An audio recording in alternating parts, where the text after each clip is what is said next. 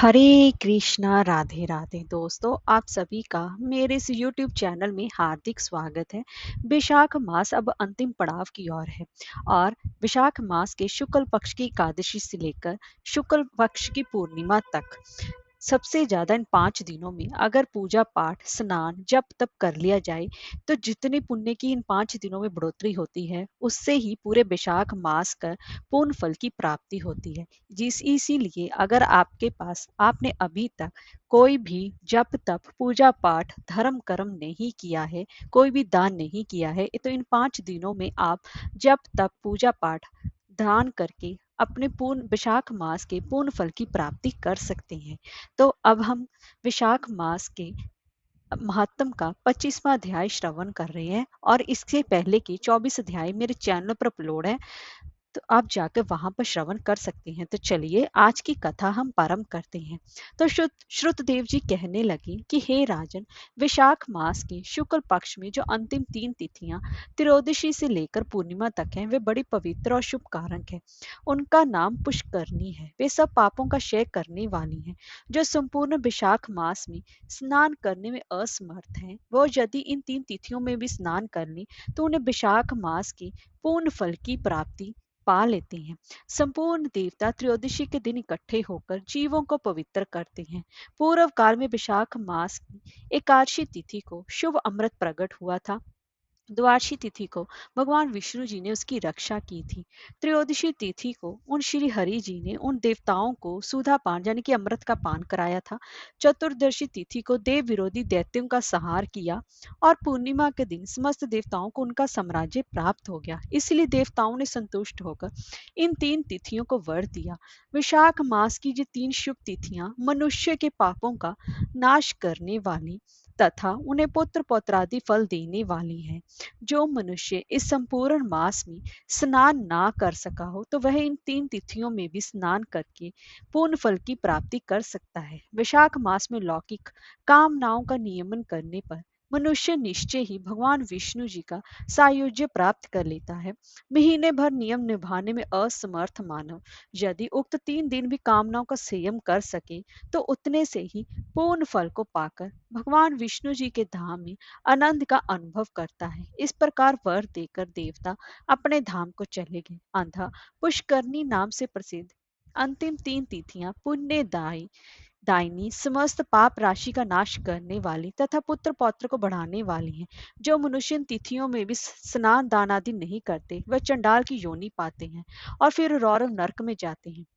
जो इन 3 तिथियों में गर्म जल से स्नान करते हैं वे 14 मनवंतर तक रौरव नरक में निवास करते हैं।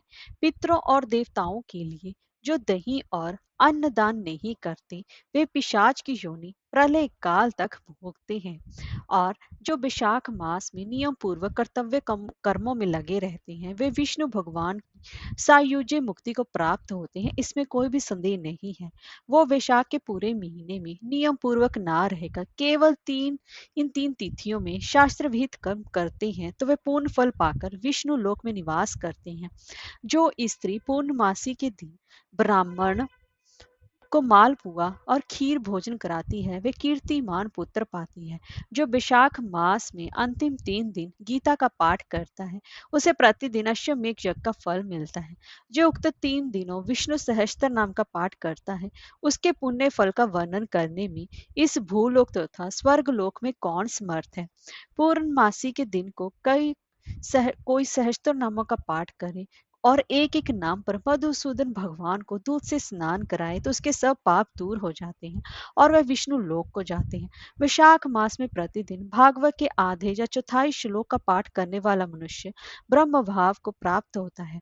जो विशाख के अंतिम 3 दिनों में भागवत शास्त्र को पढ़ता या फिर उसको सुनता है वह जल से कमल के पत्ते की भांति कभी भी पापों से लिप्त नहीं होता। इन 3 दिनों के सेवन से कितने ही मनुष्यों ने देवत्व प्राप्त कर लिया, कितने ही सिद्ध हो गए और कितने ही मनुष्यों ने ब्रह्मत्व प्राप्त कर लिया। ब्रह्म ज्ञान से मुक्ति होती है अथवा प्रयाग में मृत्यु होने से या फिर विशाख मास में नियम पूर्वक प्रातः काल जल में स्नान करने से मोक्ष की प्राप्ति होती है। इसलिए विशाख के अंतिम 3 दिनों में स्नान दान और भगवत पूजन आदि अवश्य करना चाहिए। तीनों भुवन में 3.5 करोड़ तीर्थ हैं। ये सब इकट्ठे होकर पाप समूह के डर से सलाह करने लगे कि पापी मनुष्य अपने किए हुए पाप हमारे बीच में त्यागते हैं तो हमारे पाप कैसे दूर होंगे। ऐसी चिंता करते हुए तीर्थपाद हरि भगवान जी की शरण में गए और नेक स्रोत द्वारा स्तुति करके प्रार्थना करने लगे कि हे देव, हे जगन्नाथ, हे संपूर्ण पापों के नाश करने वाले, पापी मनुष्य हम में स्नान करके पापों को हमारे बीच में छोड़ आपके धाम को चले जाते हैं। तो हे प्रभु, हम तो आपके आज्ञाकारी हैं। अंत हे जनार्दन, हमसे कैसे दूर होंगे, ये पाप हमसे दूर कैसे होंगे। हे प्रभु, हम आपके चरणों की शरण के इच्छुक हैं, कोई उपाय हमारे सामने कहिए। जब तीर्थों ने ऐसी प्रार्थना की, तभी भूत भावन भगवान हंसते हुए मेघ जैसी गंभीर वाणी से बोले, वैशाख के महीने में मेष की संक्रांति में शुक्ल पक्ष की अंतिम जो 3 दिन है, उन 3 दिनों में सर्व तीर्थ में पुण्य रूप है और मेरे प्राण प्यारे हैं। इनमें सूर्योदय से पहले स्नान कर जल से बाहर आ जाएं, जिससे कि सब प्रकार के पाप से छूट पुण्य रूप और निर्मल हो जाएं। उन 3 दिवसों के बीच जो कोई स्नान नहीं करते, उन मनुष्यों में ही पाप स्थित रहते हैं। जो पाप तुम्हारे बीच में उनसे निकलकर इकट्ठे हुए हैं, जो मनुष्य इस प्रकार तुम्हारे बीच में पाप छोड़ गए हैं, वह उनमें रहते हैं। ऐसा विष्णु भगवान जी ने तीर्थों को वरदान दिया और ऐसी आज्ञा दे योग बल से वहीं अंतर ध्यान हो गए और सब तीर्थ अपने अपने धाम को चले आए। प्रतिवर्ष वैशाख के महीने में पिछले 3 दिनों में सब अपने अपने पापों को छोड़ निर्मल होते हैं। जो वैशाख के पिछले 3 दिनों में स्नान नहीं करते, उन्हीं के ऊपर सब मनुष्यों के पाप आकर ठहर जाते हैं। इस प्रकार स्नान न करने वाले मनुष्यों को तीर्थ श्राप देते हैं। जो कोई इन 3 दिनों में स्नान नहीं करता, उसके समान कोई पापी नहीं है। इसीलिए सभी को विशाख मास में सूर्य उदय से पूर्व स्नान करना चाहिए, ताकि भगवान विष्णु जी की प्रीति प्राप्त कर सकें और अपने पापों का नाश और पुण्य की बढ़ोतरी कर सकें। इसीलिए सारा विशाख मास अगर आप स्नान ना कर पाए, तो इन 5 दिनों में वैशाख मास के शुक्ल पक्ष की एकादशी से लेकर वैशाख मास के शुक्ल पक्ष की पूर्णिमा तक यह आपको सुबह सूर्योदय से पूर्व उठकर स्नान अवश्य ही करना चाहिए।